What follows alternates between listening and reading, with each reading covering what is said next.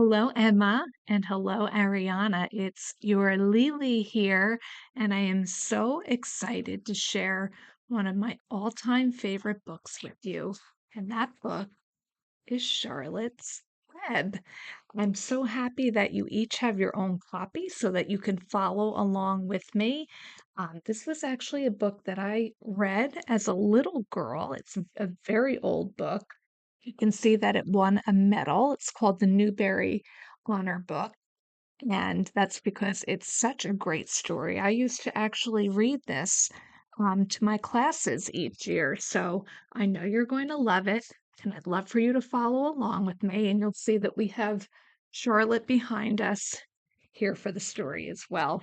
Okay, so we're starting with chapter one. And chapter one is called Before Breakfast, and it begins on page one. So open up your book and follow along with me. Before breakfast. Where's Papa going with that axe? Said Fern to her mother as they were setting the table for breakfast. Out to the hog house, replied Mrs. Arable. Some pigs were born last night. I don't see why he needs an axe, continued Fern, who was only 8. Well, said her mother, one of the pigs is a runt. It's very small and weak, and it will never amount to anything. So your father has decided to do away with it.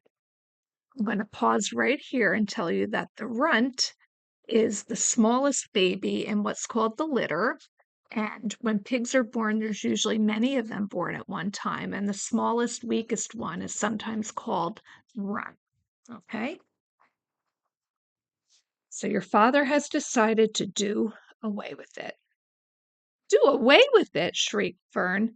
You mean kill it? Just because it's smaller than the others? Mrs. Arable put a pitcher of cream on the table. Don't yell, Fern, she said. Your father is right. Pig would probably die anyway. Fern pushed a chair out of the way and ran outdoors. The grass was wet and the earth smelled of springtime. Fern's sneakers were sopping by the time she caught up with her father. Please don't kill it, she sobbed. It's unfair. Mr. Arable stopped walking. Fern, he said gently, you will have to learn to control yourself. Control myself, yelled Fern. This is a matter of life and death, and you talk about controlling myself? Let me see the picture of Fern and her dad.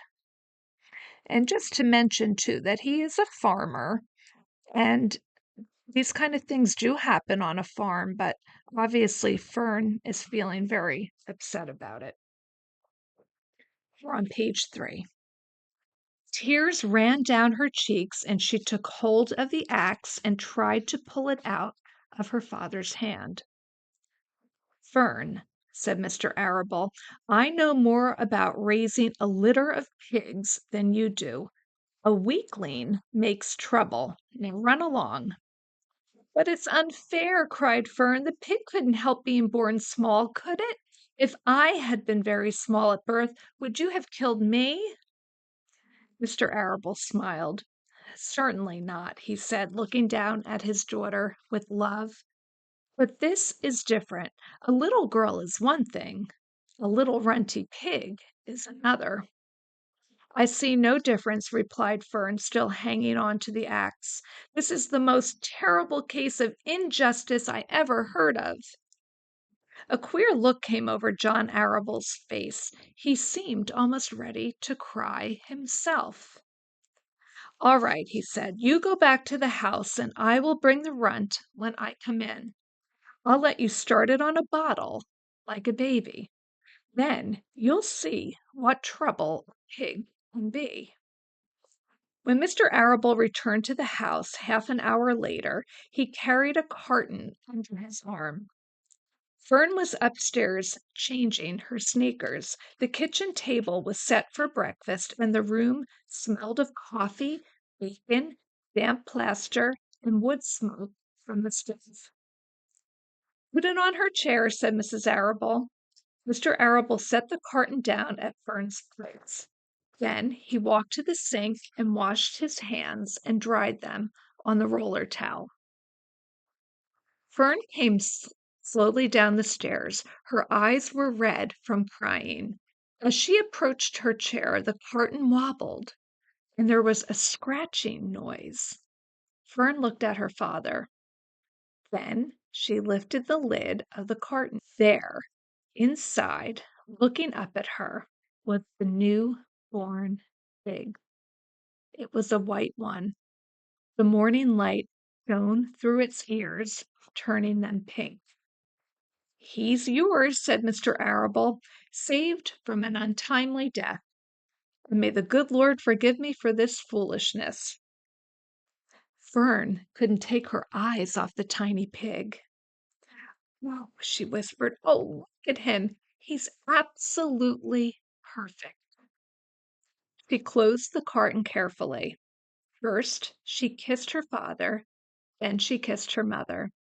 Then she opened the lid again, lifted the pig out, and held it against her cheek. At this moment, her brother, Avery, came into the room. Avery was 10. He was heavily armed, an air rifle in one hand, a wooden dagger in the other. "What's that?" he demanded. "What's Fern got?" "She's got a guest for breakfast," said Mrs. Arable. "Wash your hands and face, Avery." "Let's see it," said Avery, setting his gun down. "You call that miserable thing a pig? That's a fine specimen of a pig. It's no bigger than a white rat." "Wash up and eat your breakfast, Avery," said his mother. "The school bus will be along in half an hour." "Can I have a pig too, Pop?" asked Avery. "No, I only distribute pigs to early risers," said Mr. Arable. Fern was up at daylight trying to rid the world of injustice. As a result, she now has a pig. A small one, to be sure, but nonetheless a pig. It just shows what can happen if a person gets out of bed promptly. Let's eat. But Fern couldn't eat until her pig had a drink of milk. Mrs. Arable found baby's nursing bottle and a rubber nipple. She poured warm milk into the bottle. I'm just going to pause here. Here's Avery, the brother. We're turning on to page 6. She poured warm milk into the bottle, fitted the nipple over the top, and handed it to Fern. "Give him his breakfast," she said. A minute later, Fern was seated on the floor in the corner of the kitchen with her infant between her knees, teaching it to suck from the bottle. The pig, although tiny, had a good appetite and caught on quickly. And that is the sweetest little picture. The school bus honked from the road. "Run," commanded Mrs. Arable, taking the pig from Fern and slipping a doughnut into her hand. Avery grabbed his gun and another doughnut. The children ran out to the road and climbed into the bus. Fern took no notice of the others in the bus. She just sat and stared out the window, thinking what a blissful world it was and how lucky she was to have an entire charge of a pig. By the time the bus reached school, Fern had named her pet, selecting the most beautiful name she could think of.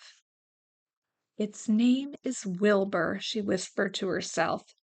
She was still thinking about the pig when the teacher said, "Fern, what is the capital of Pennsylvania?" "Wilbur," said Fern dreamily. Pupils giggled. Fern blushed. The word pupils here is a kind of a fancy word for students.